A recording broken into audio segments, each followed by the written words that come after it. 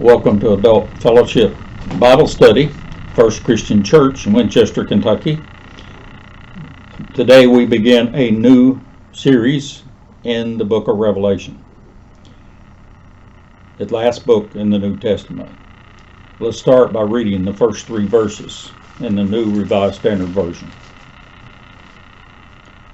The revelation of Jesus Christ, which God gave him to show his servants what must soon take place, he made it known by sending his angel to his servant John, who testified to the words of God and to the testimony of Jesus Christ, even to all that he saw.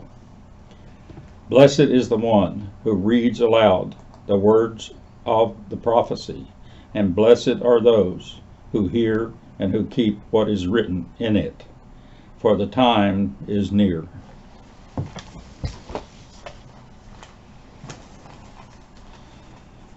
In some ways, Revelation is the most fascinating book in the New Testament. It was written sometime in the 1st century AD. With all of its mystery, imagery, and symbolism, it's hard to understand at times.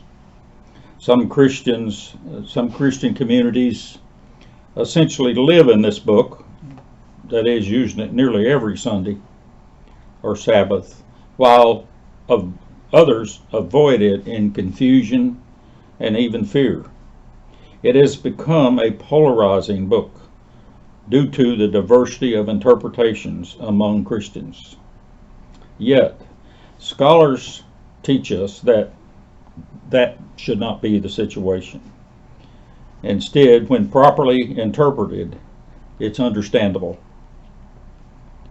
But it is a difficult book to interpret without significant additional study, and can be badly misinterpreted when not kept in the context that it was written in, the context of its author.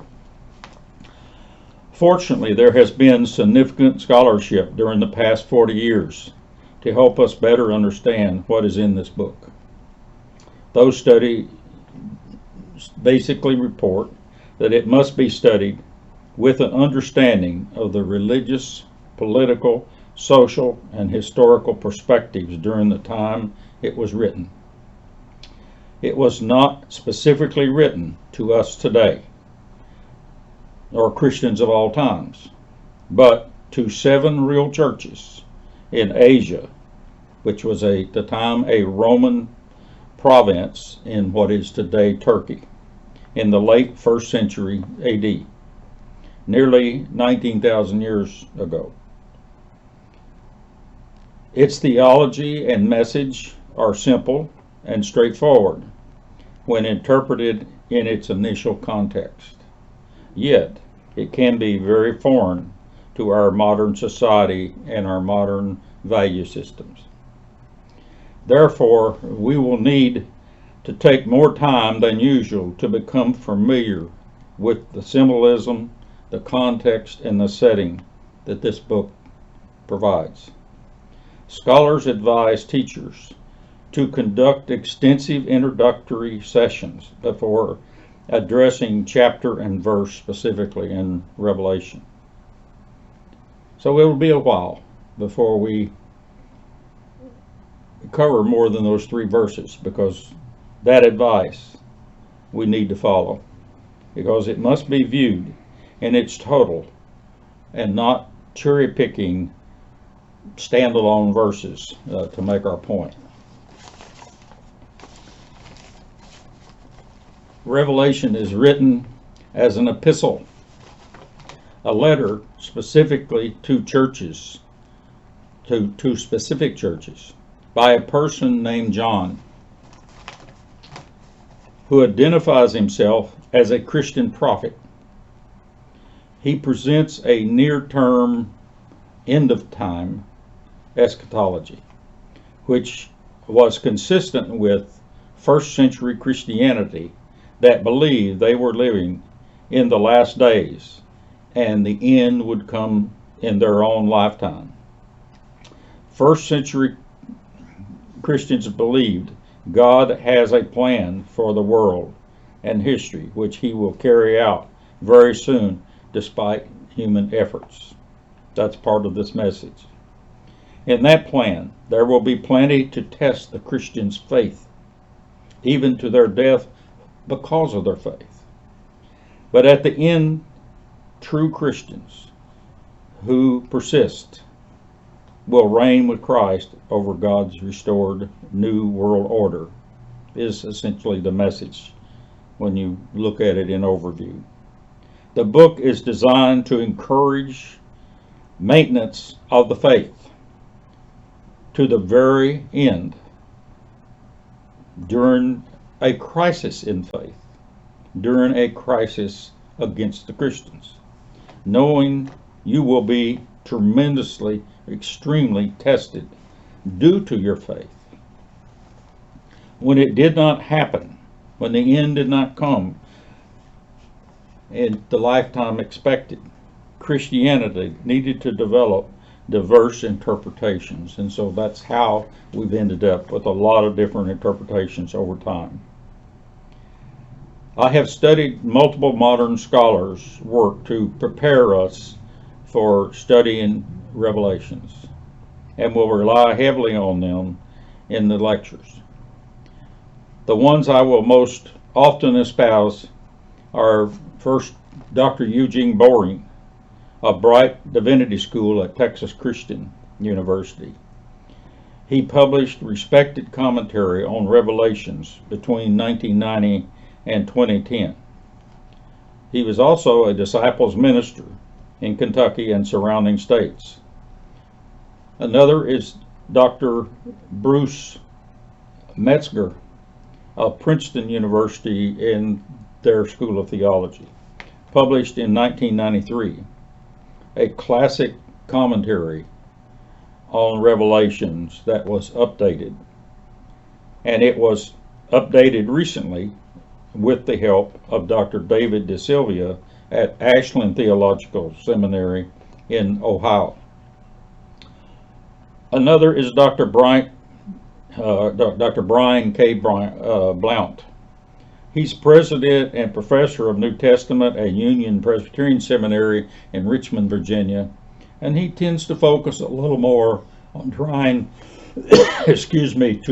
to what is the message for us today.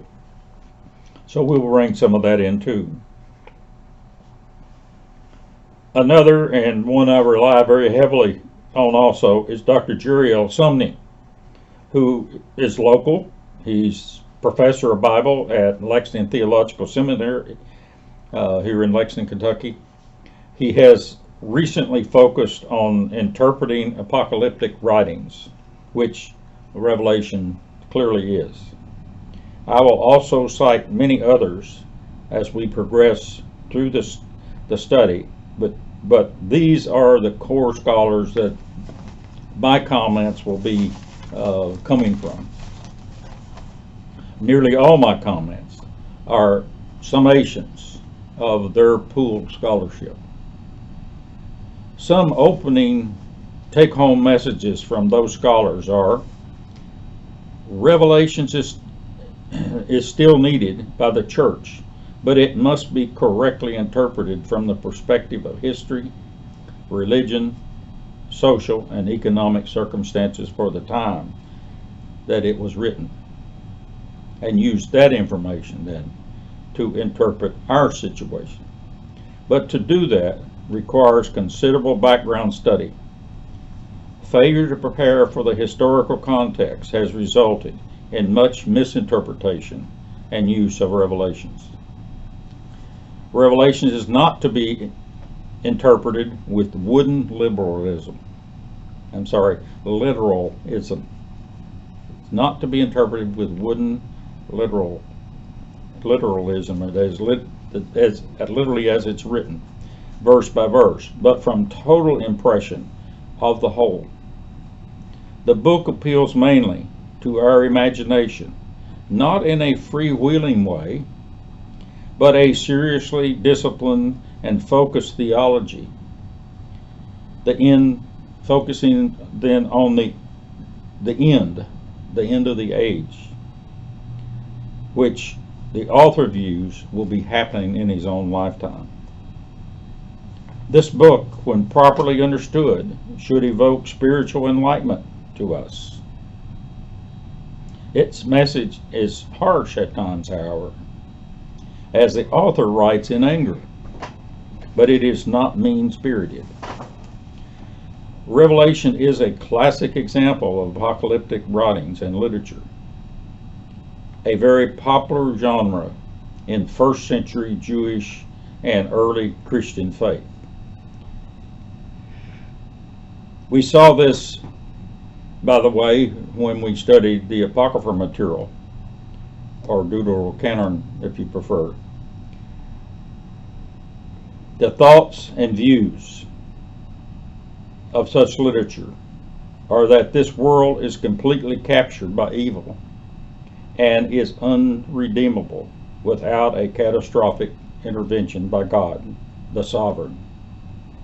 The writer is seeking a way to reconcile his belief in a good, powerful, and just God in a world where the people face pervasive evil from the human establishments and institutions that are here on earth. Revelations is a book of hope, one that Christians win in the end, if they remain true to the will of God and their Lord Jesus Christ to the bitter end.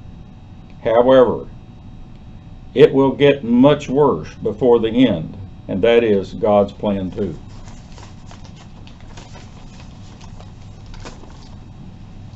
Some introductory topics that we will need to uncover are: who is this John, the author? What was a prophet at the time of writing? What are the 7 churches?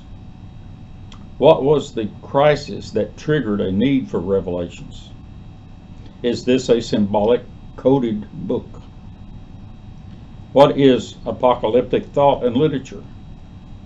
What is the eschatological perception that's here? What was the religious situation at the time of the writing? And what is the canon status and the history of this book? These are just some of many that we need to take a look at to establish a foundation, because after all, the scholars have advised us, look at this book, interpret this book in whole, not picking individual scriptures. There is significant variations in how Revelations is interpreted. I will cover the approach recommended by modern scholarship, and especially those tied to mainline Protestant denomination seminaries and rigorous academic research. We can understand this book, but it takes considerable effort. John expected his audience to understand it, but they had the advantage and experience of being in the time and place and circumstances. We don't have that. And failure to do that, scholars say, to appreciate what went on then, has caused great misinterpretation of this book. Plus, apocalyptic works like Revelations were commonplace in Jewish, Christian, and Hellenistic writings of that time period. So people were familiar with that type of literature and thinking in that direction. Many of the books we covered in, as I said earlier, in the Apocryphal study here a couple of years ago, or of such type, such as Enoch, Jubilee, Baruch, which most Protestants do not read. Plus, the Dead Sea Scrolls writing, the Qumran community's writings, are full of apocalyptic writing. This is good. There is very good evidence that other apocalyptic books were being used by early Christians, but they were not accepted as canon. Dr. Eugene Boring says, Revelations and Daniel will never look so strange to us if we read first these other works too. He says, if nothing else, just read Ezra 4, which is also called Second Esdras, that are readily available in Bibles that contain the Apocryphal material or Deuterocanon material. With that opening, I hope you see that this is going to be a challenge for us. I'll try to break it down to the best I can, but try to stick with us through these introductory sessions, especially because we will not be going chapter and verse until we get through that introductory material, and I'm not exactly sure how many lessons that will take. So hope to see you again next week.